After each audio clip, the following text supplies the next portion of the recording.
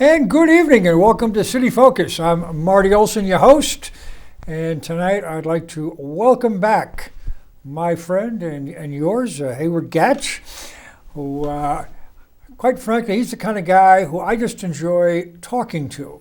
We have interesting conversations. We may not necessarily agree on all topics, which I think is terrific. Makes for a better program.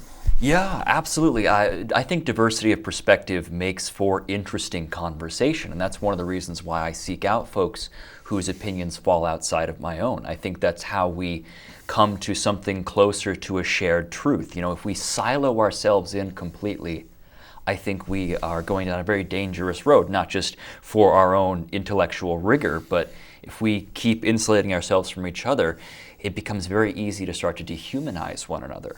And that can lead to some very dark territory. So yeah, I'm always very happy to be here, and I'm happy to talk with you as well, because I think that sort of cross-partisan dialogue is essential for our national future. Well, I think what's ironic is that I actually think we agree more often than we disagree. Yeah. And you're also a very active caller, and I think you've been in studio with Lee Elsey on his program in the morning. Yeah, absolutely. On 94.9. Yeah. I've been on Lee's show probably in studio about a dozen times, out of studio phone appearances, especially post-COVID, easily as many times. And in fact, I actually just got off of a phone call with Chet for FOD on the weekends. That's Saturday. I think it's 1:30 to 3, and we did another visitation of a story that we've been covering for the past several weeks now. So I am very grateful for my relationship with 94.9, because that is the type of media access that someone of my politics could only dream of having. And I think it's important for us to break those media bubbles, and I'm very lucky that Lee agrees with me on that. Well, that's terrific. Before we get too far into this, I do want to make a couple of quick public service announcements, if you'll bear with me with that. Mm-hmm. One is, as I've been doing every week for a while now, is to remind everybody about the annual Kiwanis Club of New London golf tournament, which is coming up on Friday, September 16th.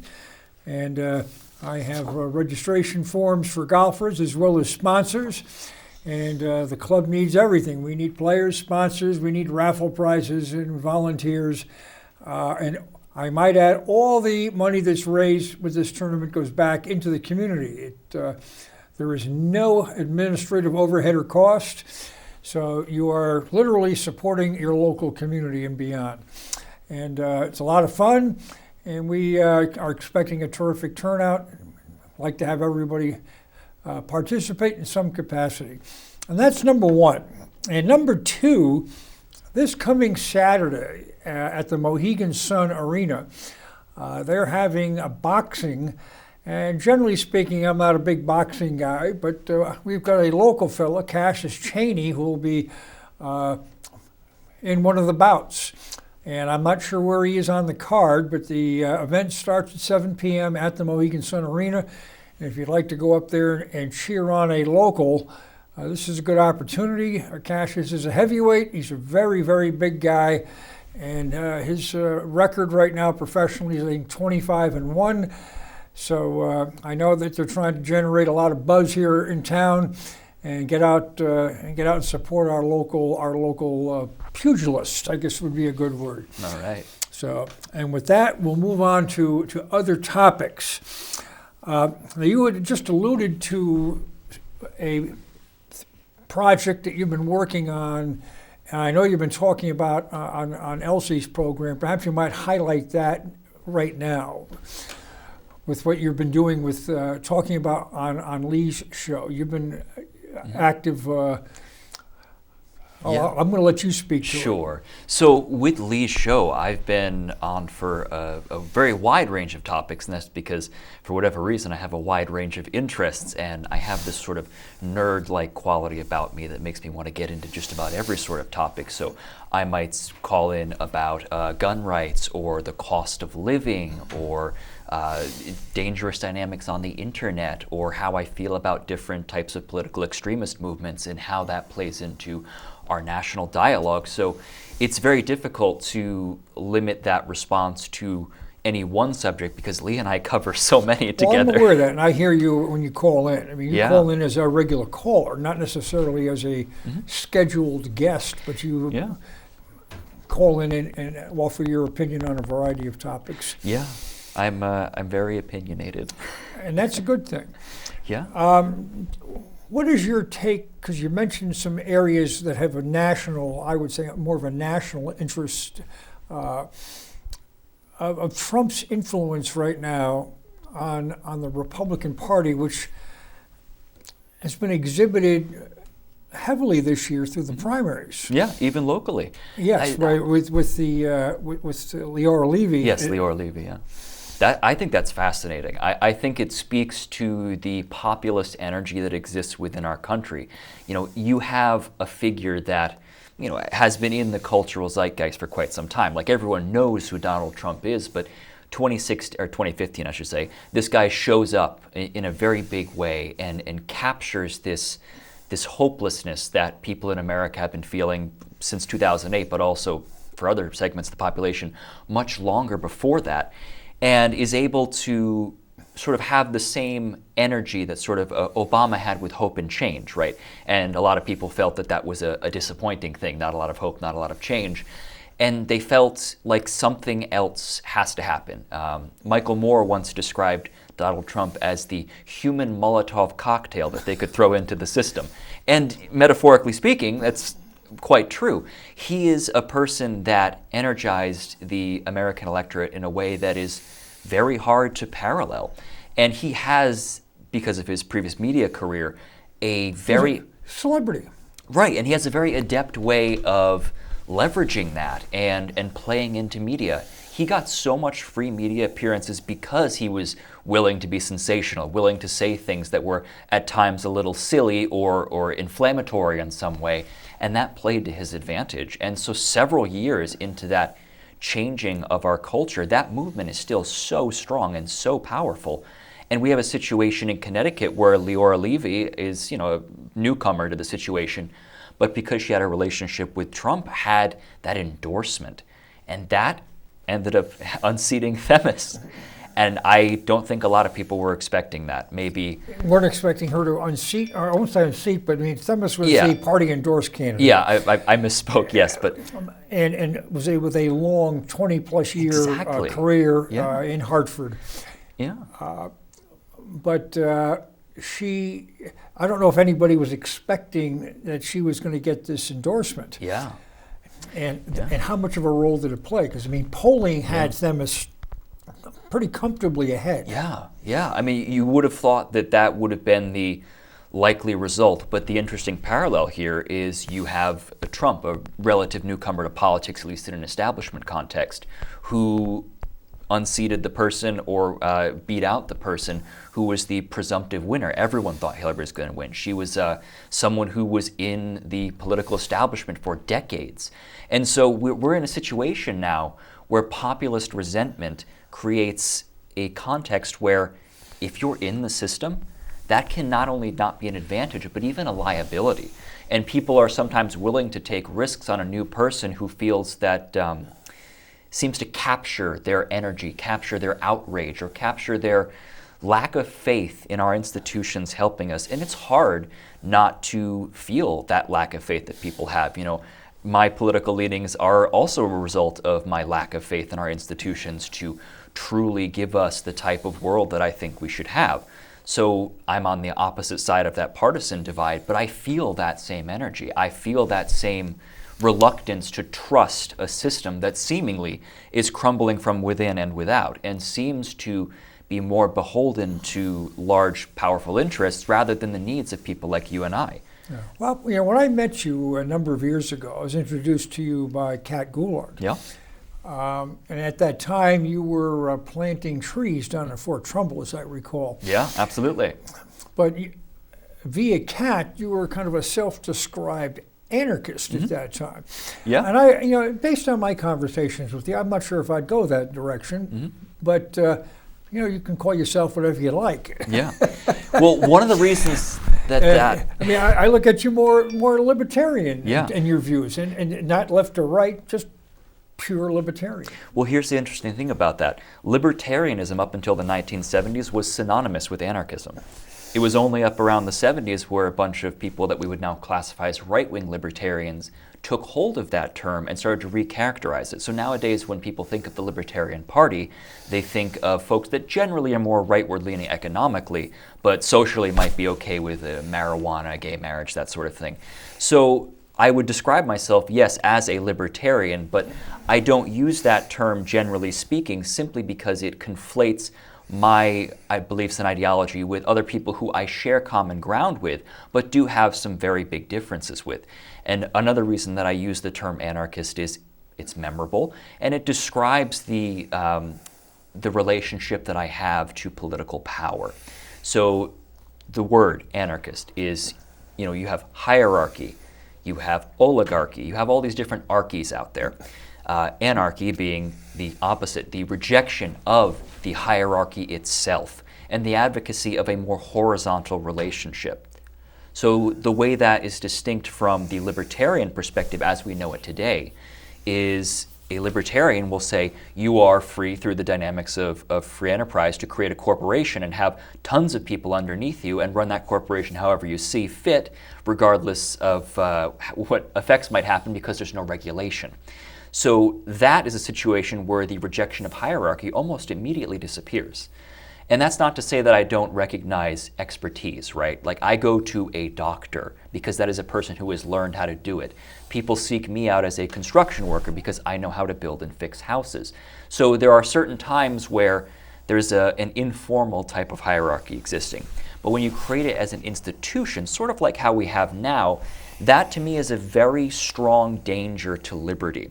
And so taking that sort of anarchist lens, looking at any sort of institution, you say, where can we strip out unjustifiable or counterproductive hierarchies? We look at this massive bloated bureaucracy we have today, and it's a shadow of what it was originally set out to be. Our institution was put out to reject the leadership of King George. We were trying to distance ourselves from what was an extremely strict hierarchy to try to have a more horizontal arrangement. And that ended up being, of course, more in the middle between monarchy and anarchy. But that same philosophy, that same skepticism of power motivated the American government to start out more or less where it did. And we had some obstacles throughout our history that gradually have resulted in the slow accumulation of state power. Think about how it used to be states' rights was a big thing. And over time, power concentrated toward the executive. And that's something that I'm very skeptical about. Well, and quite frankly, so am I. Yeah. In that, and that has happened primarily through the 20th century. Where that power has galvanized, beginning with World War I and the Depression, and even more so World War II and beyond. Oh, sure. I mean, it's hard to mobilize an army in a world war by state. Absolutely, and that's one of the downsides of sort of an anarchist approach. I'm not about to sit here and say that my desired approach for social organizing doesn't have flaws. Everything has flaws, and depending on what your individual priorities are, that might point you into a certain direction as to how you would choose to organize your society. A science fiction example of this, which I always found very interesting, is Star Wars. We have the movies that we all see where the little people fight the big empire and blow up the Death Star and the empire collapses. But the expanded story, there's a bunch of books out there about it as well, talks about the empire arming itself and controlling all of this power to defend itself from an alien force that was on the edges of the galaxy that they knew was coming, but they didn't want to tell anyone else about. And that's a serious strategic worry that the rebels are working against. And so how does that play out in our own world? Of course, any science fiction is basically an allegory of trying to work with that nuance. How do we, in the real world, compete with another superpower, for example? If we try to strip away our own powers in the name of freedom, how do we compete with being attacked by another power? Or how do we navigate that geopolitical landscape? And that's a serious dilemma on how you want to explore an anarchist politics.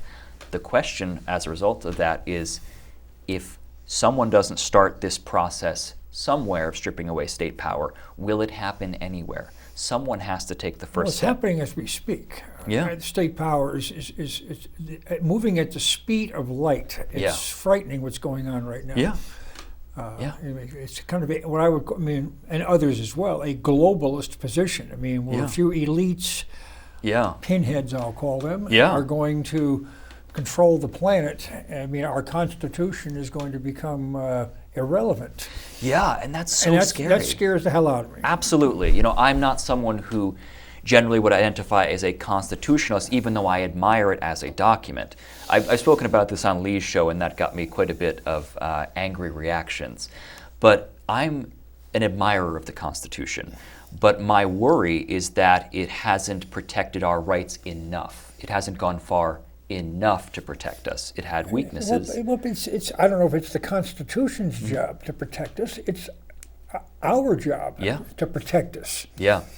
And that document gives us the tools to do it. Right. It's a matter of taking advantage and utilizing those tools and making it work. And so one of the dangerous flaws early on, which I think our founders, through no fault of their own, couldn't predict. They gave us fantastic tools to pursue liberty and keep that liberty going, and spoke at length about our duty, in many cases, to resist the encroachment of tyranny. And they gave us the constitutions and several of those amendments to preserve our right to resist authority. Think about even the Third Amendment that everyone forgets about, quartering troops, right? You can refuse to even have those people in your home, and it's much easier to organize a resistance if the redcoats can't just set up shop in your bedroom. But we have a situation now where, especially now with our modern media, that a lot of that has been subverted, and our even desire to resist isn't even so much there anymore. And that's why I say the tools we were given to begin with didn't predict the dangers to liberty that could exist. We had the opportunity to expand those protections all throughout our history, but due to new variables that didn't exist in the same way in the late 1770s, that's been subverted, and it's only getting worse. You talk about globalism, and that is a serious concern of mine. Because that's a socialist bent that they're working on. With a few elites, and the rest of us will be kind of serfs. Yeah. And as opposed to, as Reagan would argue, and I thought argued well during his time, that a rising tide raises all ships, and America's here in a shining city on the hill for all these positive reasons, and everybody else should be aspiring to be us, and we should be lifting the planet in this regard. Capitalism as a vehicle to accomplish that. What you're seeing now is folks trying to tear capitalism apart. Yeah. And it's kind of like with education. As opposed to everybody doing better, let's cut standards so everybody can be average or worse. So we're having this now in government, where everybody will now become subservient. And I find that a frightening thought. Yeah, well, this is very interesting, the direction this has gone, because you probably heard from my various conversations on Lee's show that you wouldn't necessarily describe me as a pro-capitalist type of person. Simultaneously, you would not find me neatly fitting into a Marxist lens either.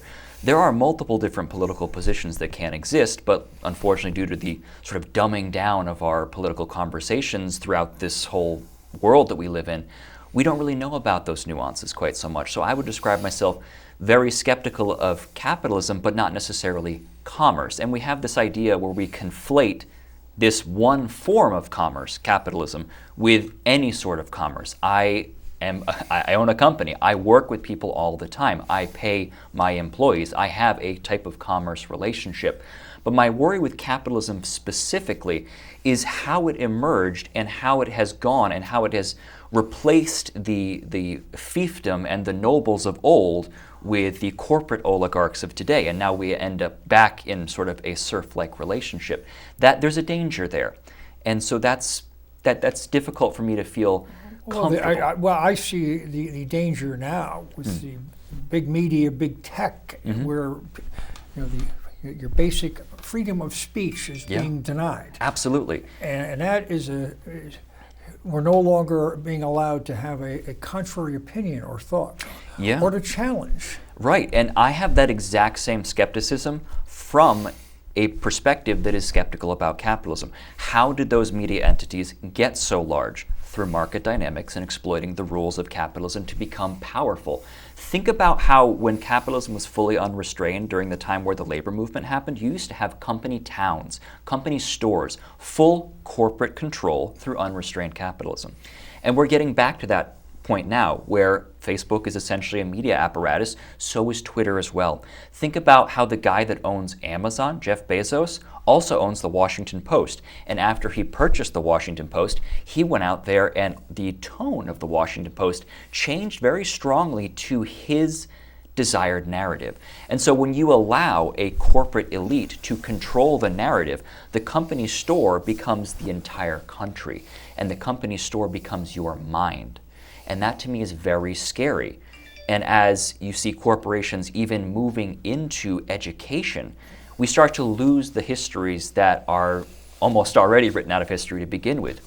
When we first spoke about the Fort Trumbull Memorial Orchard Project, we touched on the enclosure movements in England, and this is where I talk about the origins of capitalism. The early English elites were trying to figure out how to get these peasants who only worked about half of the year into factories where they had to work the entire year 10 hours a day. And for some reason, the peasants weren't compelled to do this. And because they had commonly held land outside of a private property rubric, they could essentially subsistence farm on land that they all had access to. So they didn't feel a desire to go into the factories. So they said, well, what can we do to kickstart this relationship? What can we do to make people be economic engines for our power? They legally deprived them of the land. They enclosed that land. And so now you have to buy food that you used to grow for free. And how do you buy that food? Well, you have to go to work in the factory. What happens if you refuse to work in the factory and try to live off of the land outside of the law? You get charged with vagabondage, and upon your second offense, you are put to death.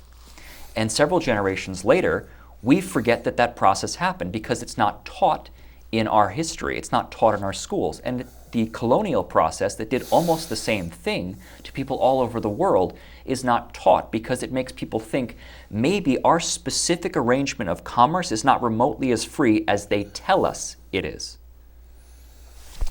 Well, I think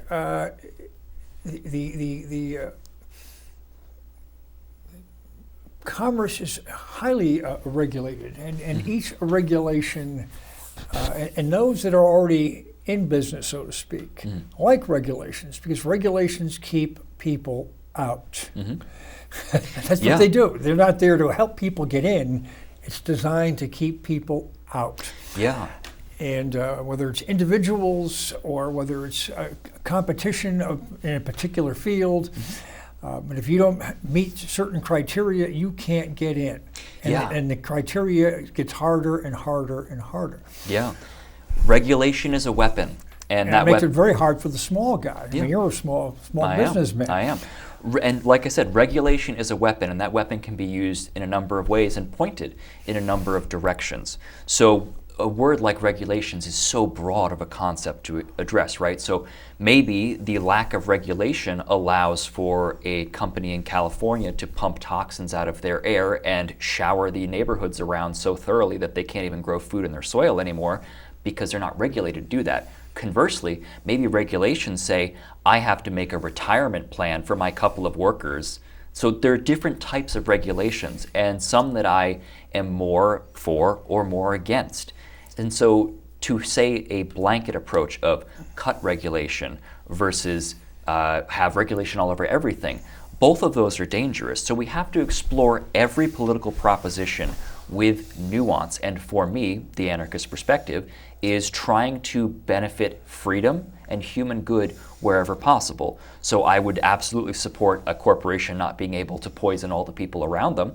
I would also be against a corporation owning media apparatuses. With that said, I would be very skeptical of the type of regulations that corporations, through their profound power, leverage in the legislature to keep people like me out of the business. Yeah. Well, you mentioned California, and I think of San Francisco, which is the real estate's outrageously expensive, and much of that is not due to basic and elementary supply and demand. You've got regulations there that create shortages, and shortages inherently create higher prices. Yeah. You have a number of problems in California. As a former resident of California, on and off throughout the years, I can tell you it is a profoundly messed up place for a great number of reasons. And so again, from someone who's skeptical of capitalism, especially around the Bay Area, we think of California, a lot of us either think of LA or San Francisco. It's a big state though. It's a big state, and I've lived all over it. But I spent a lot of time in the Bay Area learning about what was happening there. Google, Facebook, all of these big Silicon Valley corporations are bringing in their people, colonizing entire areas of the whole Bay Metro area and pricing out people that have lived there for generations. So on that same capitalist trajectory, you have people buying up entire blocks and evicting everyone in those blocks on speculation. So you have a homelessness crisis driven not necessarily because of a lack of housing, but because of market dynamics. And when you have people, for example, the suburb of LA on Thanksgiving night, maybe 2 years ago at this point, broke into 100 vacant houses that were bought by the California equivalent of the DOT. And they were bought through eminent domain, and being from New London, of course, we remember eminent domain. 100 or so homes were seized through eminent domain for the expansion of a highway that eventually didn't happen. Sound familiar in New London? And these houses sat vacant. And they said, well, this is ridiculous. These houses are vacant. We have a massive homelessness crisis. What should we do about this? They're not owned by any private people. They're not like my or your landlord's home.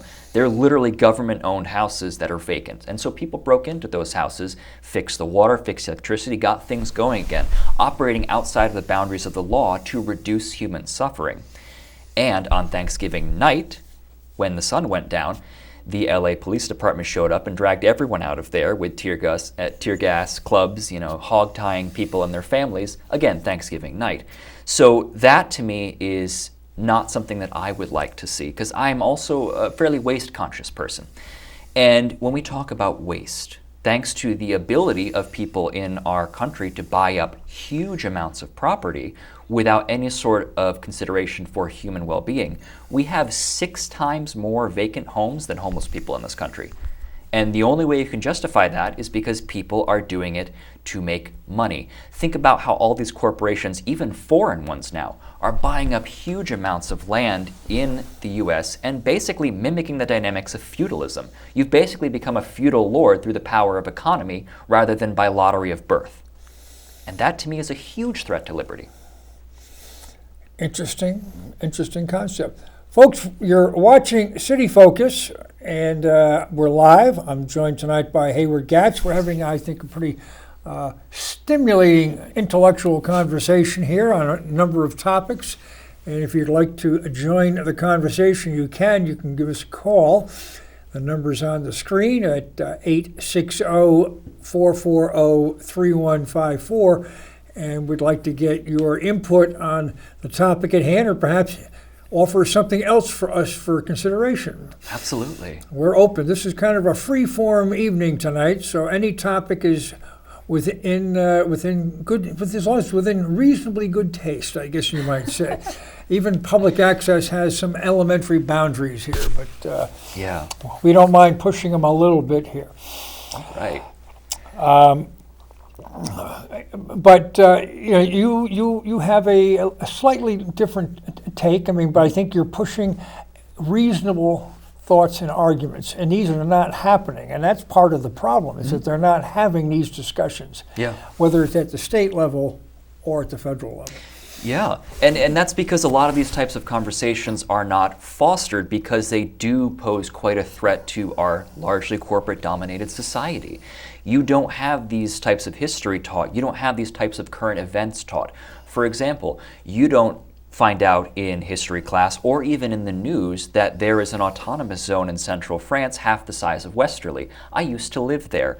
And these people decided they didn't want to be subjects of the French government. They wanted to live and do their own thing and live off the land. And they were raided not once, but twice by the French government with literally thousands of special police. And what you had was basically Viet Cong-style asymmetric warfare in southern France, and no one knew about it because that sort of thought is dangerous. And why did the government go after those people? Because they said no. They said, we don't want to play your game by your rules. We want to live a free life outside of your power structure. And that is terrifying to governments. We also don't know that we had those all over the South when the Confederacy collapsed. People, poor whites and formerly enslaved people said, okay, we have a lot more in common with each other than we have with the plantation master. We've both been mistreated by these people for a long time, and their government just collapsed. What if we build something together? And that history is erased because as soon as the Union came back in, they said, no, you're going to come back to the American government now. And they said, well, we don't particularly want to do that. And they said, well, we have a lot of guns and we just won the war. You don't hear about that because it makes people think. Well, I mean, I think a major flaw regarding the Civil War in terms of Reconstruction as well as reparations at that time. And I'm not a supporter of financial reparations as it's being called for today. But the formerly enslaved folks were not allowed property. And, land is, at that time, land, I think, as you're outlining today, land is still power. Yeah. And if you're unable to secure and purchase land, it puts you at a gross disadvantage. It absolutely does. And that is one of the central tenets of an anarchist position. Land is not only power, land is freedom. Land is your ability to say no. If you don't have access to land, what can you do? You can buy food from their stores, or you can steal it and go to jail. What can you do? And the danger, again, with this capitalism thing is what happens when a corporation, or realistically a number of corporations, buy up all of that land. Think about how Bill Gates is buying up all this land, right? Because he thinks that he's a better farmer than people all over Africa or all over our country as well. He thinks he can be the new farmer. And what happens when people that had access to that land can't grow their own food on their own terms? What happens when a company like Monsanto has seeds that are designed to only last for one cycle, genetically modified to do this, so you have to buy new seeds every time? You can't do what our ancestors have done for thousands of generations and save seeds for the next season. I'm doing that in my yard right now. We can't even have the means of life. And what happens when you take this same dynamic, unchallenged, for another 100 years? How much smaller does that fiefdom become? And what can we do about it? Now we might be able to do something. 10 years ago we could do a lot more. 100 years from now, it's probably way too late. Well, I'm not going to be here in 100 years. I don't think I will be either. Probably not, especially given my conflictual nature with authority. But I must say, as I see things evolving in front of our eyes over the last 7-8 years. Yeah. Let's go back to the Obama administration, because I think a lot of this commenced with his thought process. I mean, when asked if he believed in American exceptionalism, I mean, he does not. I mean, he equated us with Ethiopia or someplace of that nature, which was certainly, I would not equate the two, but I mean, American exceptionalism, which was allowed the U.S. to step in even at the 11th hour in World War I, but put the oompa to get the thing finished. To have the capacity to during World War II wage 2 major wars, in the Far East and in Europe concurrently. and be successful. How will you and be the breadbasket for the world? Right, yeah. You know, the American people, when sufficiently motivated and unified, have unbelievable power. Unbelievable. Yeah. And that's incredible. You know, and you know, other countries have got large land areas. They have got natural resources, and they haven't been able to duplicate Yeah. what we have. Yeah. There's a reason why we have gotten to where we are. Now, is that a system that's not without, you know, flaws? Hardly. I mean, there's flaws, but again, getting back to our Constitution, our system allows for us as people to try to make change. Sometimes the change doesn't come as rapidly as we like to see it, but over time, change has, generally speaking, been relatively positive. You know, occasionally you have something stupid. You know, the banning alcohol, as an example. Now, that was not that overuse of alcohol is a good thing, but it was a bad policy at that time. Yeah. You know, you mentioned things getting generally more positive, and I could see for a time having that perspective. And perhaps part of it is because the time that your life started was a little bit earlier than mine. I suspect so. So, right, exactly. So unless I've had some fantastic diet choices, I'm much younger than you. So this is a situation where I grew up in a time where the 80s had ended. Things were starting to slow down a little bit. The 2000s were still going okay because people still had their big credit card limits.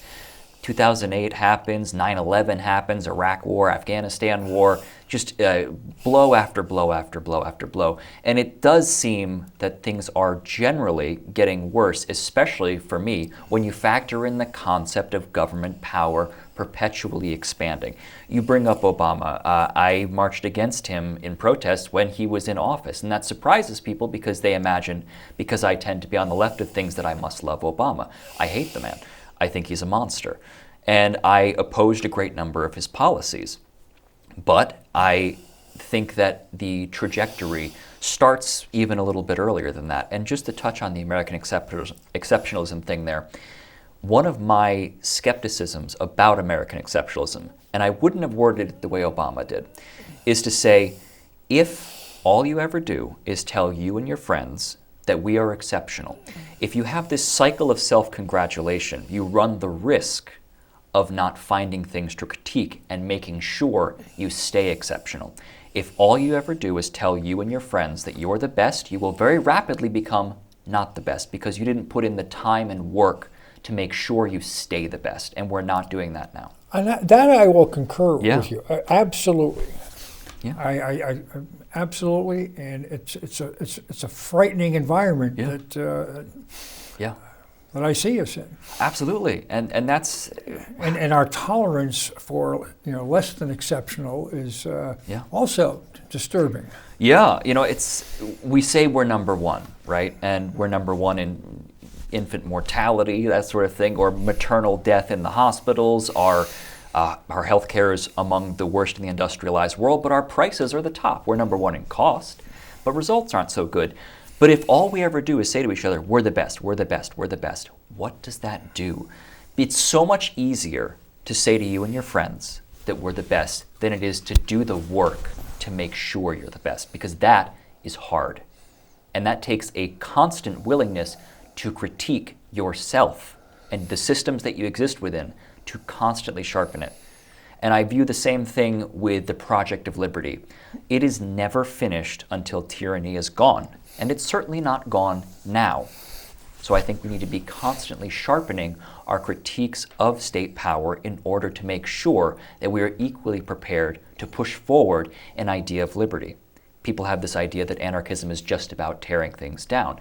It's about removing what we see as intolerable while also putting forward something. But again, that doesn't get media attention because if it bleeds, it leads, and if it burns, it earns. But you don't hear so much about all of the other processes that are happening because, again, corporate-dominated media is going to put forward a narrative that is beneficial to that corporation. Yeah, well, I mean, one of the things that's evolved over time with our government is that with the consolidation of power around Washington, Yeah.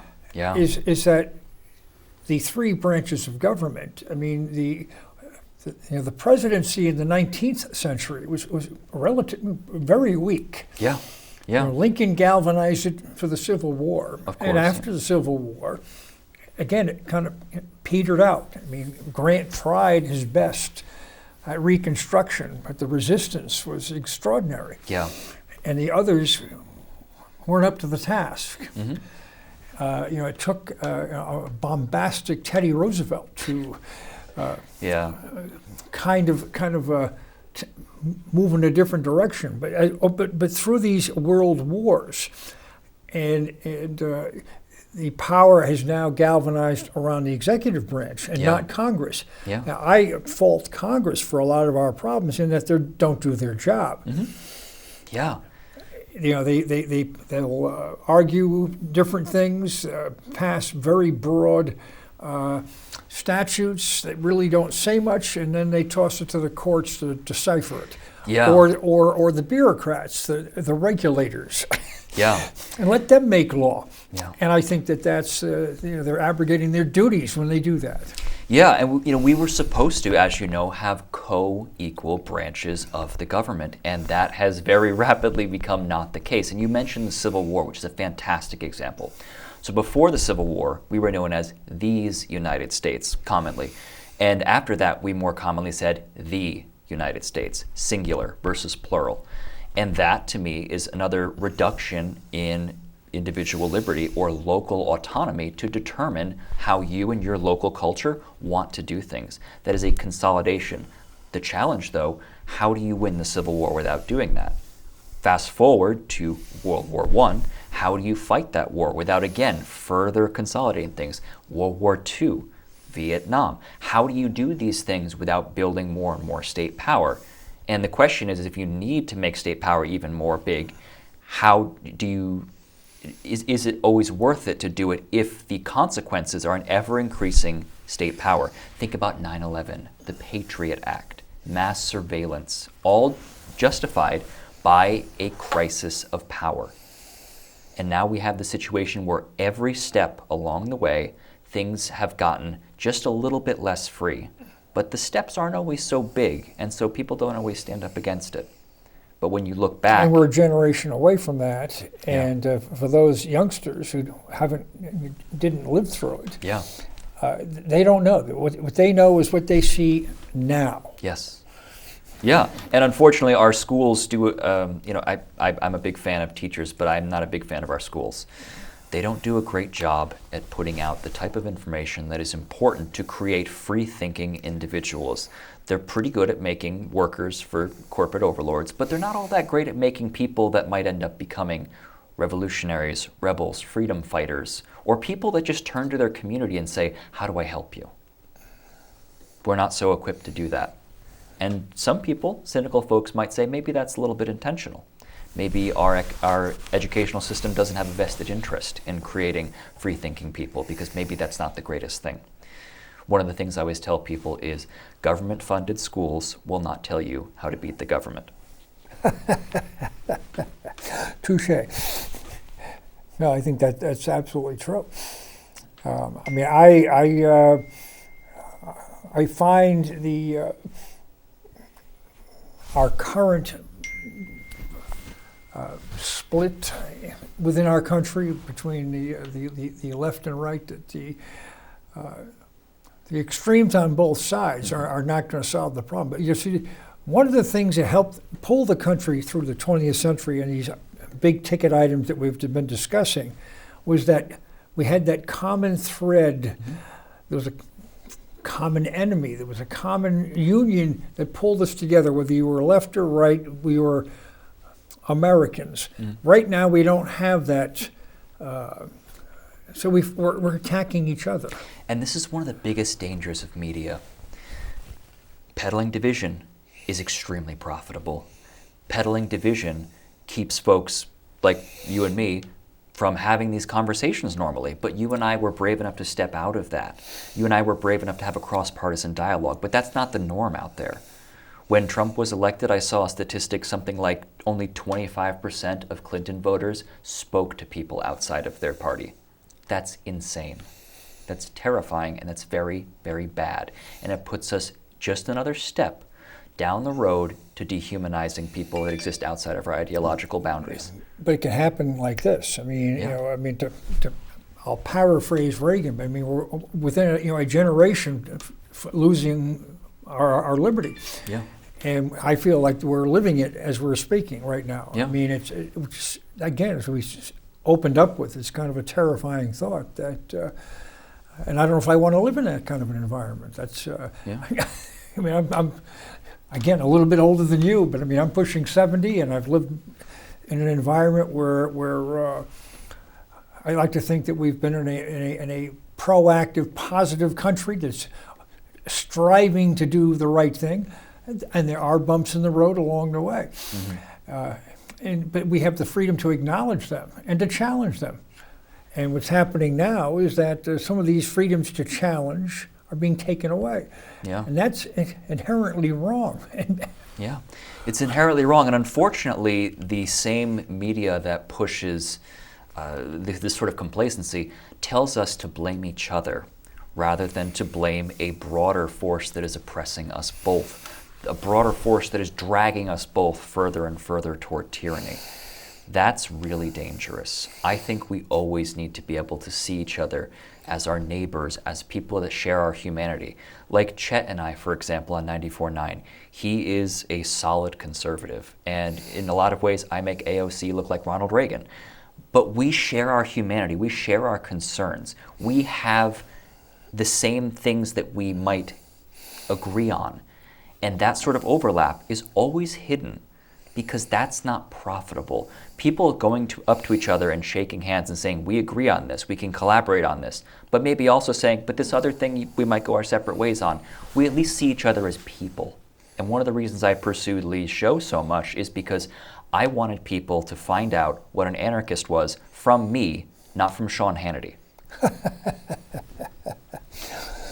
Well, yeah, I think that Lee has a reputation, I think, out on the street as being conservative/right, and I find him to be much more moderate in his views, and he certainly opens the door and welcomes differing points of view. Now, whether or not people take advantage of that, that's a different story. Yeah. But it's there to be had. Yeah, absolutely. And one of the things that I talk about when classifying someone like Lee is I use a different mapping model than the common people do for politics. We think of right and left being right's over here, left's over here. Cameras don't know how the TV's seeing it. And then there's just a straight line in the middle. And that continuum is where you exist. There's no up or down or any nuance in between. I like to use what's called a political compass. So it's a 4-quadrant model. Vertical line divides left from right. Horizontal line divides authoritarian from libertarian. And so that gives you blendings of all those different right and left perspectives and different relationships to power. So I would say Lee is generally more on the libertarian end of that authoritarian versus libertarian divide, and he tends a little more toward the right because even just this morning he was talking about how he's a pro-capitalist. So that puts him on the right side of the left-right divide because left and right is delineated from your relationship to capital, just as up and down is delineated from your relationship to authority. And so using those two axes, you can get a much more useful situation where you can actually find overlap with each other. So we share a lot of views, not everything, and that's fine because we're different people, but we share a lot more than we're trained to believe. And I concur with you. I mean, we opened with that. We were discussing that before we came on the air. Yeah. And that's one of the things why I enjoy having you come on as a guest. We can explore different topics, and we can pulse each other when we have to, and we can agree from time to time. We're getting down to our last couple of minutes. Time flies when we have fun. Absolutely. Is there anything that we haven't touched on that you would like to tackle or take on? I mean, I just jotted down a couple of notes. Liz Cheney got hammered in her primary. And she was certainly not an advocate for President Trump. No, she wasn't. And there are those who are pushing her or encouraging her to maybe run for president. I'm saying to myself, who wants her? The Republicans are not going to nominate her to run for president. And although she's a hero to the Democrats on this January 6th committee, is she a hero to the Democrats to be their candidate? And I think not. Yeah, and you know what? Even as silly as it sounds, I wouldn't put it past them, because the Democratic Party seems to love putting up the least electable people they possibly can. So who knows? Liz Cheney would be a situation where she can't run as a Republican. She can't. She would never win the nomination. And at the same time, if she appealed to the Democratic Party, maybe they'll say, okay, sure, and in the attempt of having some idea of a compromise vote. But that's not where the energy is, certainly on the right, and anyone to the left of the median within the Democratic side of things would reject her completely. And so that's a great way to completely lose energy among your voters, and I wouldn't put it past the DNC to do something exactly that ridiculous. I don't think it's going to happen, but I'll tell you right now, I wouldn't be surprised. I think she's toast. But and then I gather Murkowski up in Alaska via ranked voting may have maintained her status as the party-endorsed candidate.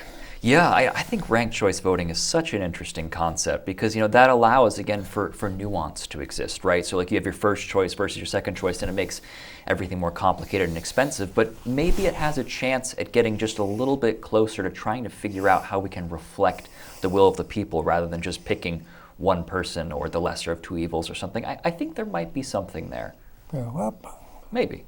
Ron Steller's a big advocate for this, with the local Green Party. Yeah. I sometimes wistfully say, I wonder how I would have done in ranked voting in New London. Perhaps a little bit better, because I have a feeling that maybe. I'd be maybe not number one on people's ticket, but maybe 2 or 3, and that would have been enough to alter things. Yeah, and that's how we as people in our community have this discussion. What's your first choice? What's your second choice? That's how people talk to each other. So why shouldn't government reflect that too? Yeah. Well, I'll tell you, we've run out of time here. Hayward, I want to thank you for coming on. It's been a terrific conversation. Folks, thanks for watching. We'll be back next week with City Focus. Good night.